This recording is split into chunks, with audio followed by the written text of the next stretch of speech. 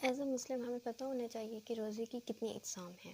کیا آپ کو پتہ ہے کہ روزے کن قسموں کے ہوتے ہیں؟ روزے 8 قسموں کے ہوتے ہیں۔ سب سے پہلے میں آپ کو ان قسموں کے نام بتاتی ہوں۔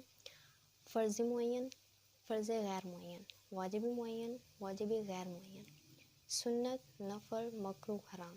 8 قسم کے روزے ہوتے ہیں، جن میں سے سب سے پہلے جو ہیں وہ ہیں فرض معین روزے۔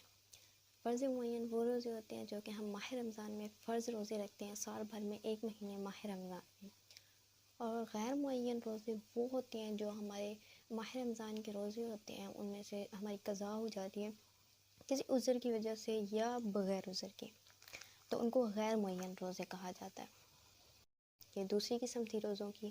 اب واجب معین۔ واجب معین وہ روزے ہوتے ہیں جو کہ ہم کسی نظر یا منت مان لیتے ہیں، مثال کے طور پہ کہ اگر میں پیپر میں پاس ہو گئی تو میں فلاں دن کا روزہ رکھوں گی، مطلب کسی خاص دن یا تاریخوں کے روزے جو ہم اپنی منت میں مانتے ہیں، اس دن کا روزہ ہمارے اوپر واجب ہو جاتا ہے، ان کو کہتے ہیں واجب معین روزے۔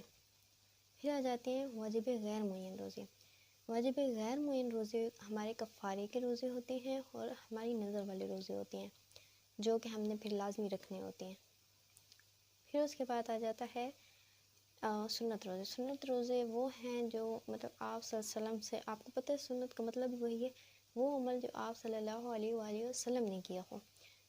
تو ان روزوں میں جو ہے وہ عاشورے کے روزے ہیں، مطلب محرم الحرام کی 9ویں اور 10ویں کا روزہ۔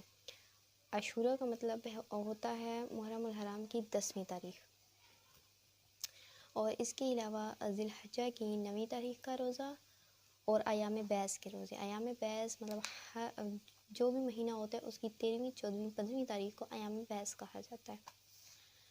اب اس کے بعد آ جاتے ہیں حرام روزے۔ حرام وہ روزے ہیں جو کہ عید الاضحیٰ، عید الفطر کے 2 روزے اور ایام تشریق کے روزے۔ ایام تشریق کہتے ہیں ذی الحجہ کی 13ویں، 14ویں، 11ویں، 12ویں، 13ویں کو کہتے ہیں۔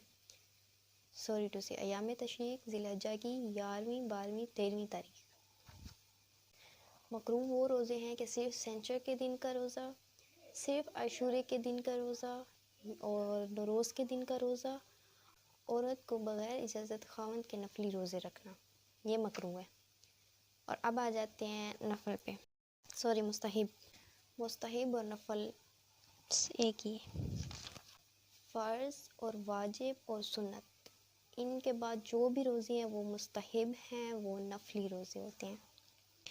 لیکن بعض روزے ایسے ہیں جن کا ثواب بہت زیادہ ملتا ہے، جیسا کہ شوال میں 6 روزے، ماہ شعبان کی 15ویں تاریخ کا روزہ، جمعہ کے دن کا روزہ، پیر کے دن کا روزہ اور جمعرات کے دن کا روزہ۔ یہ نفلی ہیں لیکن ان کو رکھنے سے ہمیں ثواب زیادہ ملے گا، جو کہ ہماری آخرت میں کام آئے گا۔